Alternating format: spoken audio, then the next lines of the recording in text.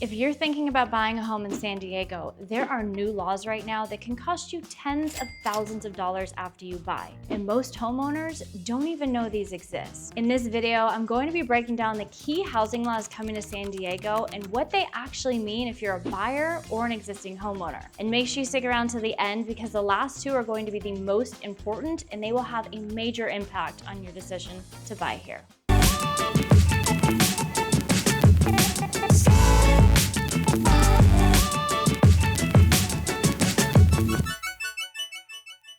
Hello, my name is Lennon, local San Diego realtor here with over a decade of experience helping people make smart moves. If you are in the market to either buy or sell a home, know that you can reach out to me anytime. You will find all my contact information down below in the description, as well as a link where you can book a one-on-one call with me.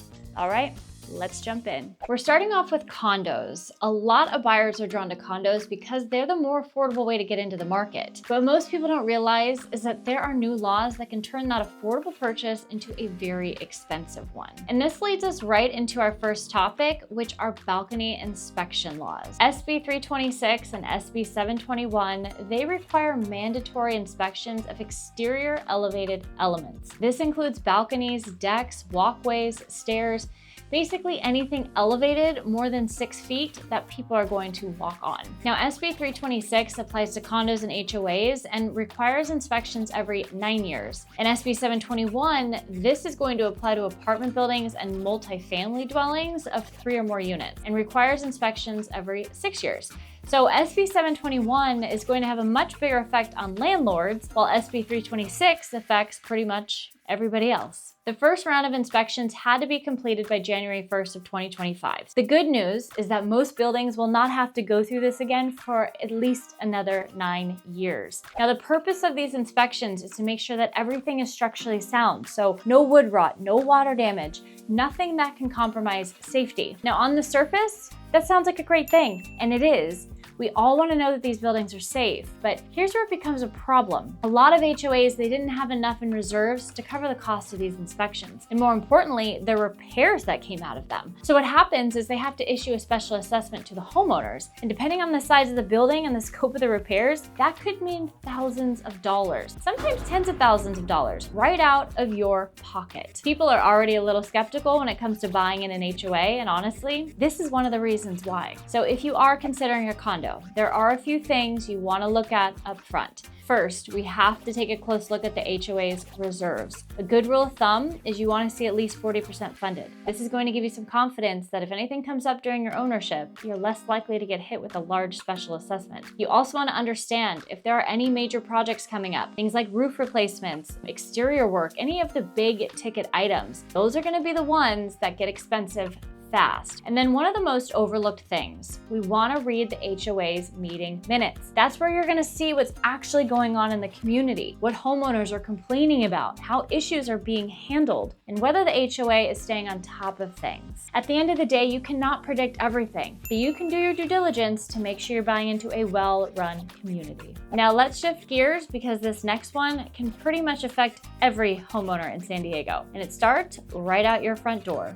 So you may have already heard of this, but many people don't fully understand what it actually means and how it affects homeowners and those buying a home. Zone 0 refers to the first 5 feet around your home, basically that area right up against the structure. And this is going to be considered the most vulnerable area during a wildfire because this is where the embers land and it can ignite the entire home. In February of 2025, Gavin Newsom signed an executive order that requires the state to create formal rules around this with a goal to make every home in high-risk areas have an ember-resistant zone. This is going to be within 5 feet of the structure, and the state had until the end of 2025 to finalize these rules. For new construction, these rules have already gone into effect, so any new home this year will have this 5 feet of clearance. And for existing homes, they have until 2027 to comply. Now, this only applies to homes that are located in high fire severity zones, which in San Diego County covers a large portion of the county. Now, most homes in San Diego County do not meet these requirements, so homeowners are going to eventually need to redo their landscaping, remove wood fencing attached to the home, replace certain materials near the structure of the home, and that's going to cost some serious money. But here's what really matters. This isn't just about the law, it's about insurance.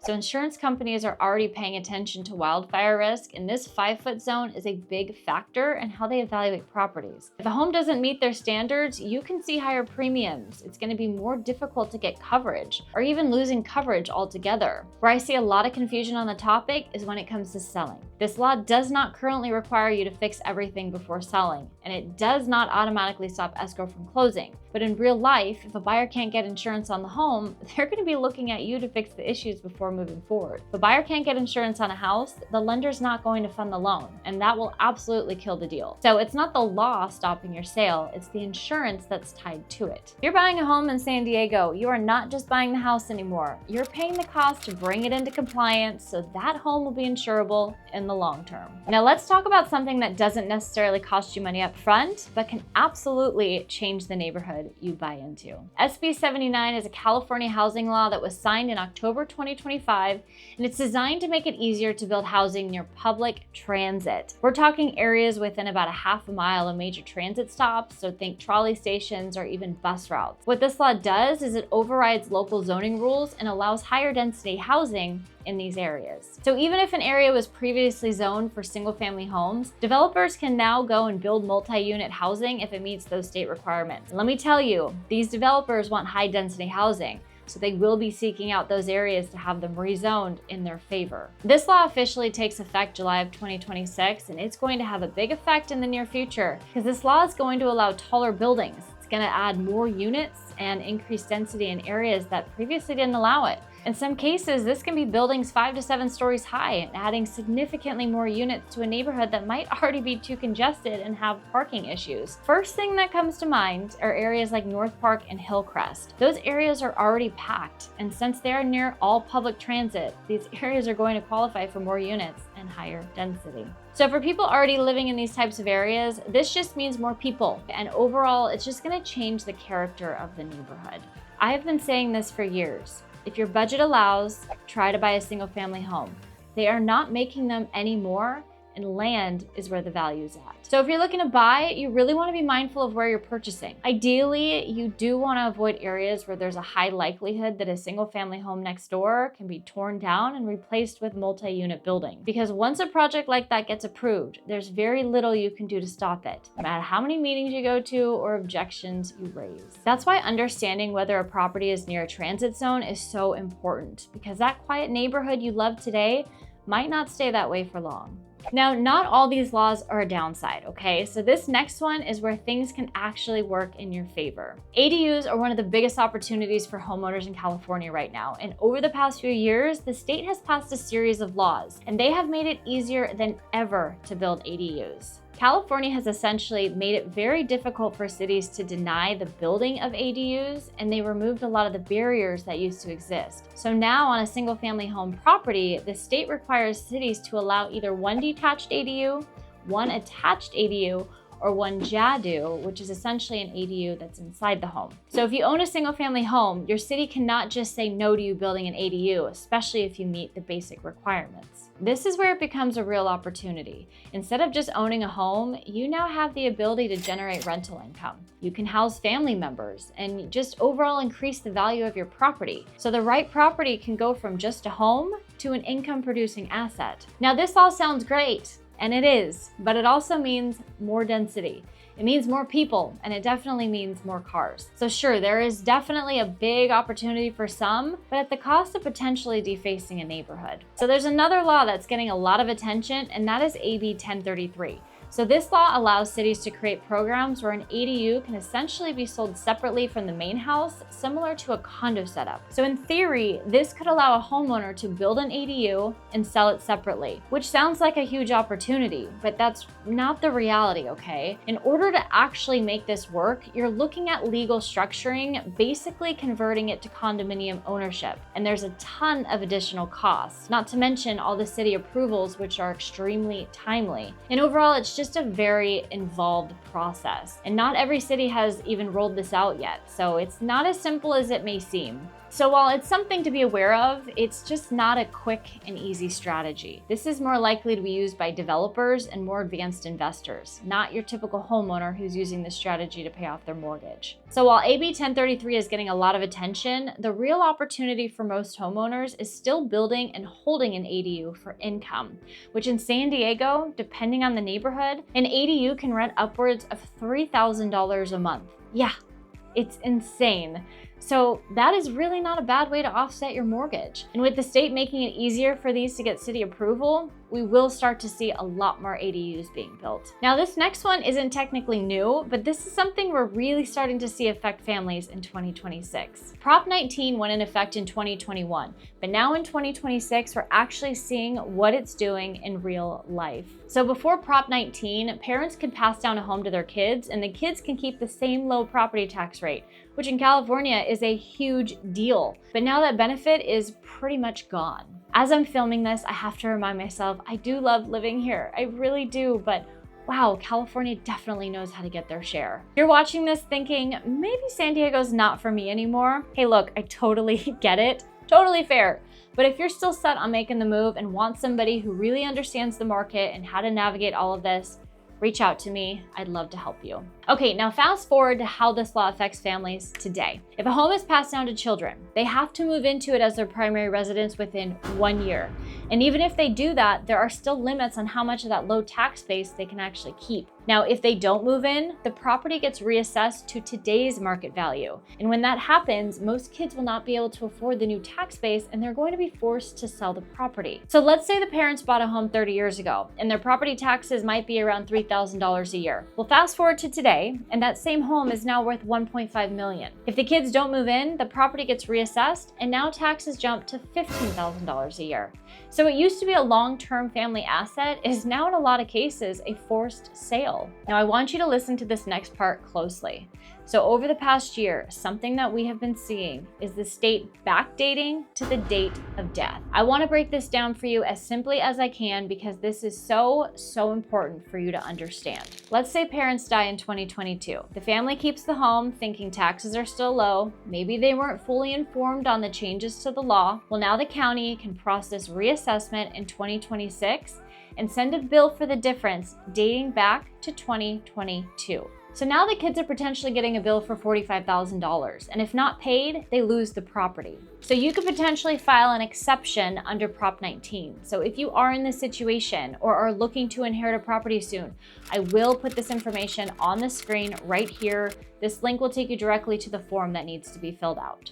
Now to lighten the mood a little bit, there are going to be 2 parts to Prop 19, and the second part allows people who are either over 55, people who are disabled, or those who have been affected by a natural disaster like a wildfire. It's going to allow them to transfer their current property tax base to another property anywhere in California. So if you bought a home 30 years ago and are looking to downsize or move closer to family, you can do so while keeping your low tax base. And you can do this up to 3 times. Okay, I saved this one for last because if this passes, it's going to have a major impact on how people buy homes. And the future of San Diego is going to be quite different. Mark your calendars because on June 2nd, 2026, San Diego voters are going to decide whether to implement what's being called a non-primary home tax. This would apply to homes that are not your primary residence and are vacant of more than 182 days out of the year. If passed, homeowners would be required to pay $8,000 per year starting in 2027 and $10,000 per year starting in 2028. This is on top of property taxes. This is going to target anybody with second homes, vacation homes, investment properties that are sitting vacant, and people that just split time between multiple properties. And it's estimated to impact around 5,000 properties in San Diego. They're saying that the goal is to push owners to either rent the property or sell the property to generate more income. And they're estimating that it can generate millions in revenue for things like housing programs and city services. Now, if this passes, there's just going to be no words. This doesn't create more affordable housing, which is what we need. We have housing. What we don't have is affordable housing. This is just another reason that shows how mismanaged our city is with our tax money. In their words, they want to put the money into programs and city services. That's a little too vague if you ask me. Now, if this passes, this will set the precedent that they can pretty much get away with taxing us on anything. Now, I don't want to get ahead of myself because I do have hope. This is a bad deal. The answer is no, not more taxes, okay? It's getting people in that actually know what they're doing. So let's hope it doesn't come down to that. But if it does, stay tuned because I will most definitely be covering and offering quite the opinion on the matter. But until then, please go vote. I know we think it doesn't matter, but it does. If not for anything but this, because this matters. It's not about empty homes. It's about how much control the city should have over how you use your own property. And that's really what it comes down to. Between new laws, rising costs, and changing regulations, owning a home in San Diego is not what it used to be. It's not just about price. It's not just about the interest rates or finding the right house.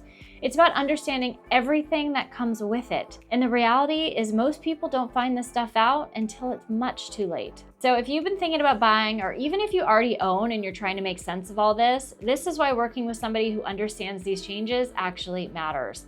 If you have any questions about any of this and you're trying to figure out what makes the most sense for you, please feel free to reach out to me anytime. I'm always here and available to help. Hey, thanks so much for sticking around to the end. I am going to leave you the same way I always do, friends, and that is to stay classy. San Diego.